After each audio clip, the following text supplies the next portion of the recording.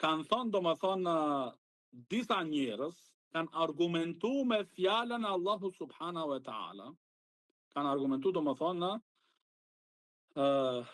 me fjalën e Allahu subhanahu wa taala që është wattaqullah wa yuallimukumullah. Keni frikë Allahun dhe Allahu ju mëson juve. U mëson dije domethënë, u jep dije.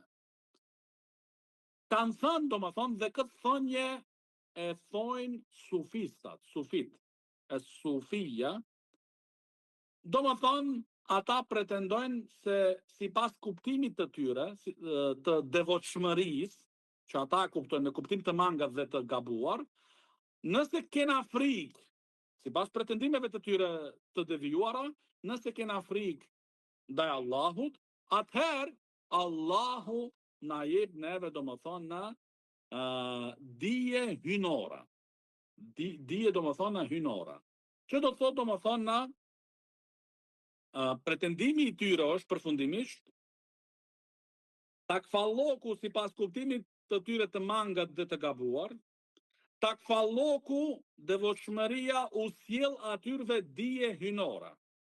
Pa mësim e pa me i mësu domethënë rregullat e dijes. Do thonë, ai s'ka mësu askund, veç pretendon, mendon se ka takfallok, edhe sillet aty domethënë bon ushtrime shpirtërore që thonë ata, edhe sillen aty domethënë mbyllen në për oda, në për dhoma e kështu, edhe thotë na vjen dituria pastaj. Jo, u vjen domethënë, po u vjen dituri, po, ama dituri shejtanike, gjallëzore, jo dituri sheriatike. Jo dituri e asaj që është shpallur Muhammedit sallallahu alaihi wasallam. Një argumentim i tillë, thotë Sheikh Abdus Selami, një pretendim i tillë është i refuzuar edhe nga aspekti gjuhësor të ajetit, që dietari i madh Sibawayh, që është domethënë si Buhariu, domethënë Sibawayh në gjuhën arabe është si Buhariu domethënë në shkencën e hadithit. Sibawayh rahimullah, domethënë një gjë e tillë e ka refuzuar. Një argumentim i tillë, nga aspekti gjuhësor, po edhe nga aspekti tjetër, thotë Sheikh Abdus Selami, sepse sipas thënies së këtyre njerëzve, jep me na nënkupton kjo thimi e pasojës në shkak. Thimi e pasojës në shkak dhe të degës në origjinë dhe të rezultatit në parathënie.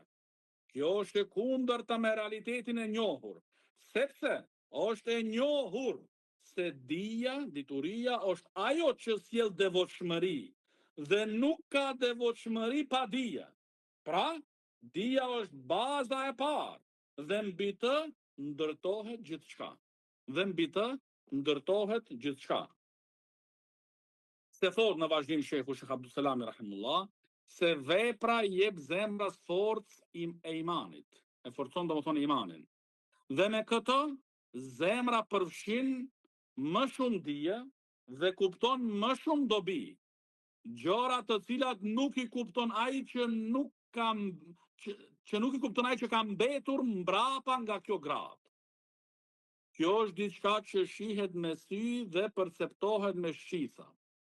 Sa për atë që i bën adhurim Allahut, por e lë dijen ai, dhe thot, domethënë pretendon, duke thënë me ajetin, duke argumentu, wattaqullah, keni frikë Allahun, wa yuallimukumullah, dhe Allahu mëson juve, thot Sheikhu në vazhdim, ai është ignorant dhe as njerëzit e thjesht nuk arrin ta ndjekin në ignorancën e tij.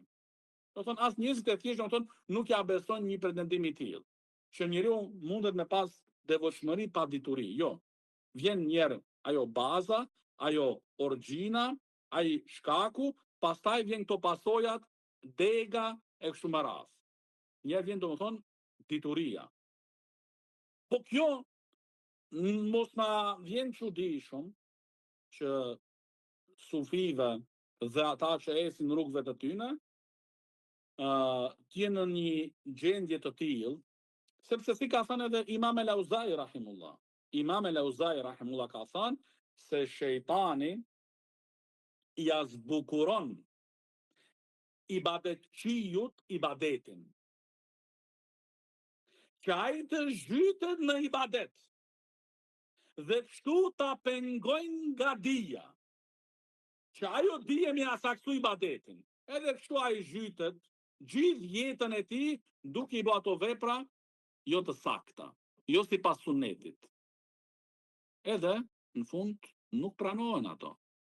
Sepse si ka thënë edhe Fudejli rahimahullah, që të pranohet vepra, domethënë duhet të jetë e sinqert për Allahun dhe të jetë domethënë në përputhshmëri me sunetin e pejgamberit alayhi salatu wasallam. E nëse njëra mungon, atëherë nuk pranohet ajo vepër. Ai ka vetëm për asaj lodhjen. Prandaj shikoni çfarë kuptim kanë pas selefu salih.